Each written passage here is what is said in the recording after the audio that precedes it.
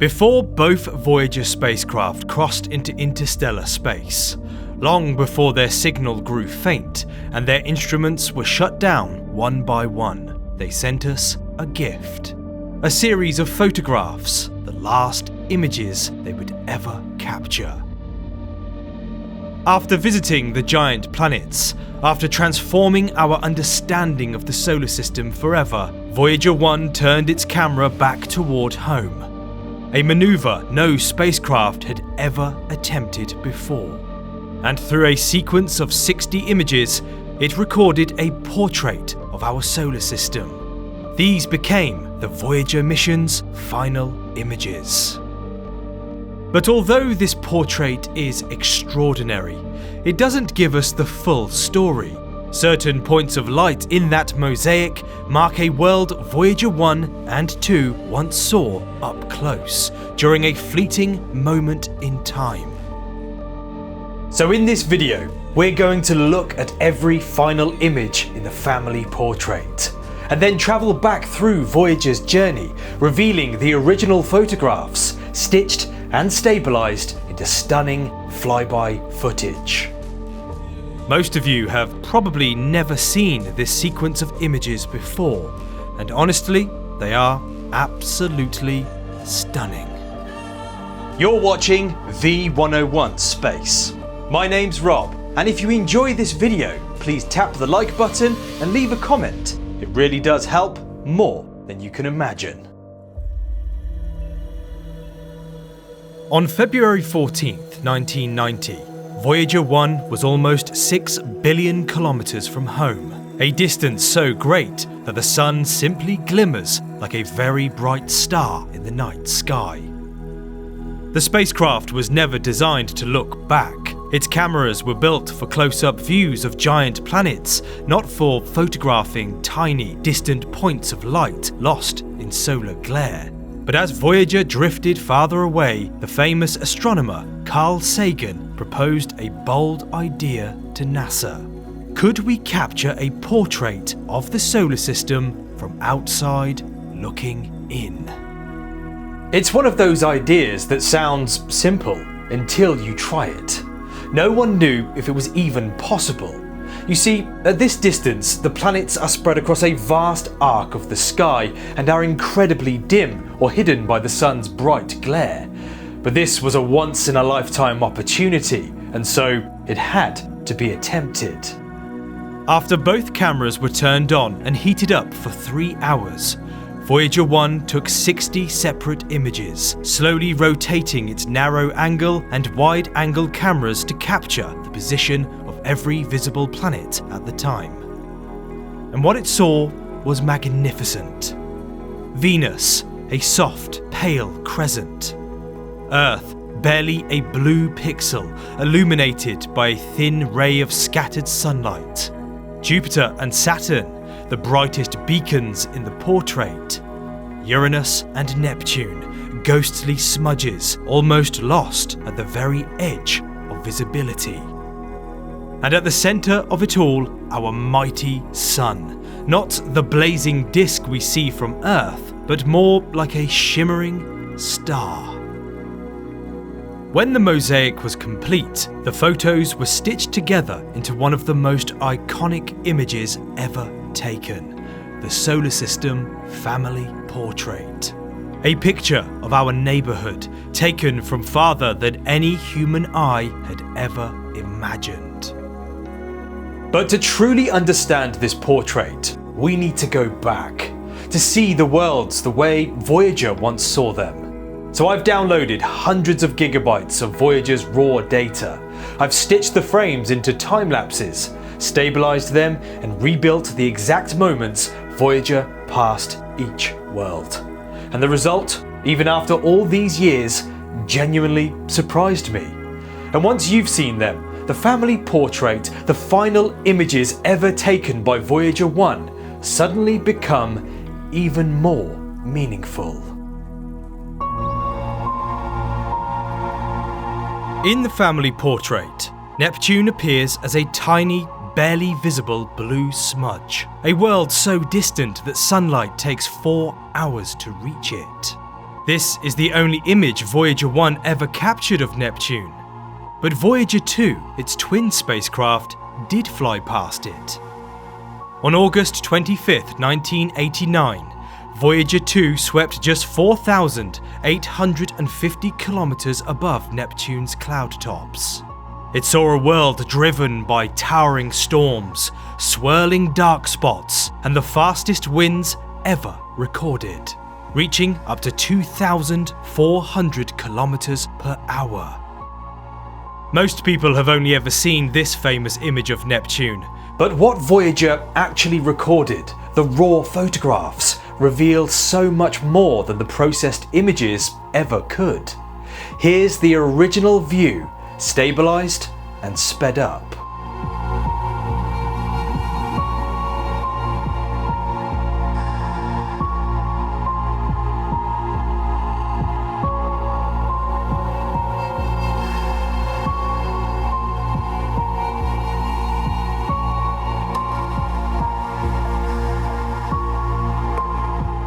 That fleeting pass was the last time any spacecraft saw Neptune up close. And in Voyager 1's family portrait, frozen as a single faint smudge, you're looking at a distant echo of that encounter. But this wasn't the only ice giant planet that Voyager revealed to us. Like Neptune, in the family portrait, Uranus appears as a faint, pale blue smudge. And just like Neptune, Voyager 1 never visited it. This is the only image it ever captured of Uranus. Once again, it was Voyager 2 that made the long journey, the first and only spacecraft to ever fly past this bizarre world. On January 24, 1986, Voyager 2 swept within 81,800 kilometers of Uranus's cloud tops. At first glance, it looked featureless, bland even. But these images don't tell the full story. Uranus isn't bland at all. You see, its atmosphere was simply in a subdued phase. At the time, Uranus was near its southern summer solstice, the South Pole aimed almost straight at the sun. With its extreme 98-degree tilt, one hemisphere can stay lit for decades while the other sits in complete darkness, like living through a 40-year daytime or a 40-year nighttime. But in the years since Voyager's flyby, telescopes have revealed a far more active Uranus, with storms and bright cloud features emerging as the seasons change, confirming it was never a bland planet at all. It was just bad timing. This is Voyager 2's original view, stabilized and sped up.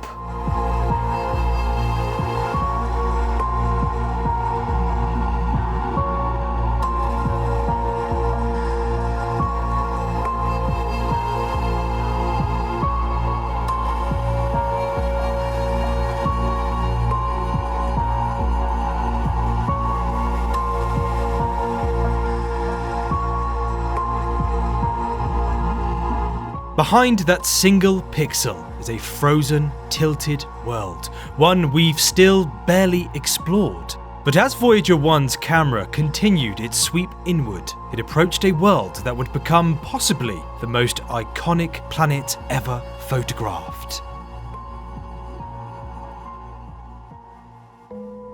You know, while I've been working on this video, I've had something on my desk that reminds me why I love space exploration so much.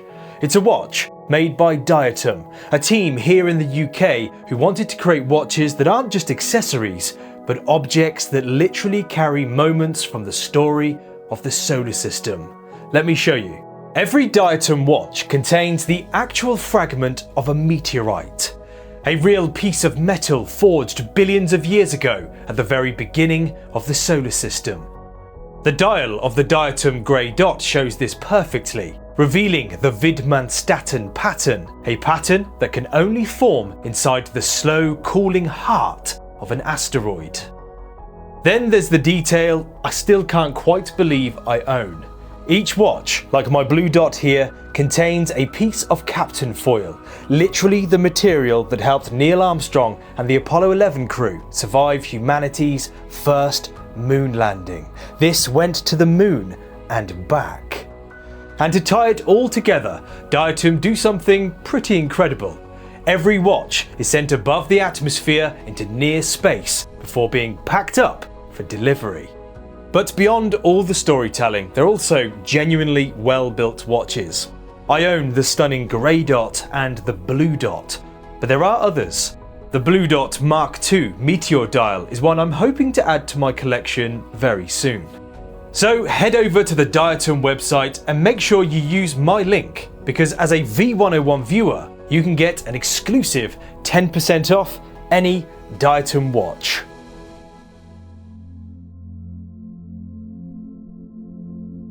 In the family portrait, Saturn stands out more than any other. It appears as a bright white dot, the brightest pixel in the entire mosaic. And unlike Uranus and Neptune, both Voyager spacecraft visited Saturn. Voyager 1 arrived first in November 1980, followed by Voyager 2 in August 1981, each revealing different views of the ringed world. For Voyager 1, Saturn was literally a turning point. NASA had to choose, send it onward to Pluto or divert it towards Titan, the mysterious moon wrapped in a thick orange haze. Titan won. By diving so close, Titan's gravity flung Voyager 1 upward and out of the plane of the solar system, ending its chance of ever reaching Pluto, but giving us the first close look at one of the most weirdly Earth-like moons out there. Voyager 2 stayed on course and continued the grand tour to Uranus and Neptune, as we have already seen. But both spacecraft captured thousands of images of Saturn and its magnificent rings shimmering in sunlight. The Voyager 2 images, however, I personally think are the most stunning when placed into a time-lapse sequence, stabilized and sped up.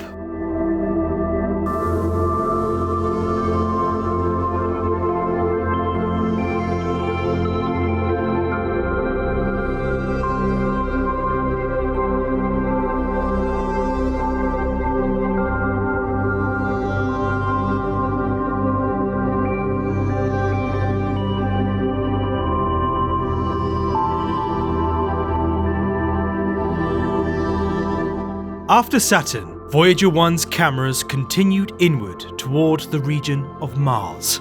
But in the family portrait, Mars doesn't appear at all. It's one of two missing major planets, along with Mercury. According to NASA, scattered sunlight in the optics washed out Mars completely. The faint red planet was simply drowned in solar glare. Mercury suffered a similar fate, too close to the Sun to be clearly imaged. But Voyager 1 did capture the Sun, a single frame, still the only photograph ever taken of our star from beyond the orbit of the major planets. From nearly 6 billion kilometers away, it doesn't look like a blazing furnace as we see it, but a bright, spiky star caused by the diffraction light inside the camera. From here, the mosaic sweeps away from the Sun to the next giant in the portrait, Jupiter. Like Saturn, Jupiter appears as a small white dot. And like Saturn, both Voyager 1 and Voyager 2 visited Jupiter up close. When they arrived in 1979, the images they returned genuinely shocked scientists. Swirling cloud bands, the Great Red Spot, and even volcanic plumes blasting hundreds of kilometers into space from the moon Io. Even now, these raw photos look unbelievable. But the Voyager 1 flyby images, I personally think are the most stunning when placed into a time-lapse sequence, stabilized and sped up.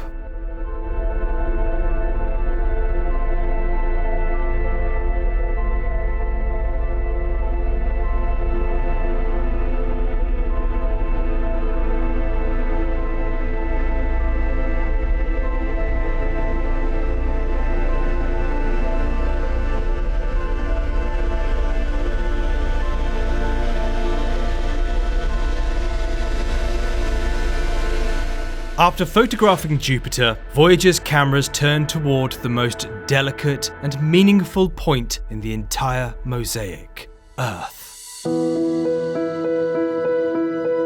Neither Voyager 1 nor Voyager 2 ever performed a flyby of our planet.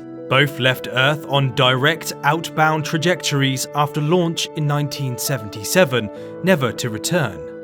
But before Voyager 1 slipped away for good, it captured a brief, distant image of Earth from 11.6 million kilometers away. The first photograph ever taken by a spacecraft to show both the Earth and the Moon in a single frame. It marks the beginning of Voyager's journey outward, and the last time it ever saw home up close. 13 years later, Voyager looked back again, and this time Earth wasn't a crescent or sphere. In the family portrait, it appears as a single pale blue pixel, suspended inside a narrow beam of sunlight created by scattering within the camera optics. That faint point became one of the most famous photographs ever taken, not because of its detail, but because of what it represents. Every person who has ever lived, every story, every civilization, every moment in human history, all contained within a single pixel. Carl Sagan said it best, that's home, that's us. And he was right. It's impossible to see that pixel and not feel something. Awe, humility, maybe even a little sadness. And finally, inward from Earth in the family portrait lies the last planet Voyager 1 ever captured, Venus. Neither Voyager 1 nor Voyager 2 ever visited it, since both spacecraft focused on the outer solar system only.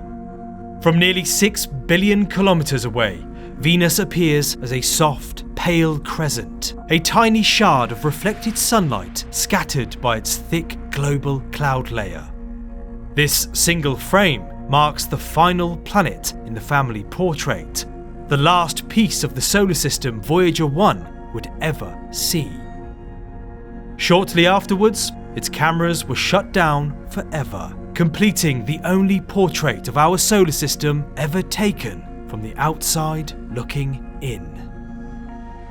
Why were the cameras shut down? The reason was to save power for the instruments needed to study interstellar space, a decision that meant Voyager would never take another photograph again.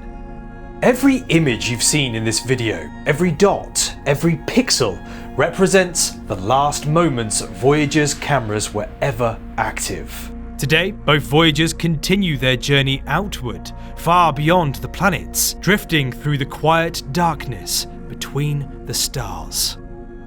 If you want to know what condition they're in right now, and where they're heading over the next millions of years, I've created a separate video that explores their current condition and their future path across deep time. You can watch that now by clicking the link in the description. But this portrait, this final look back, remains their last message in light. A small, fragile snapshot of home, captured by the farthest explorers we've ever set free.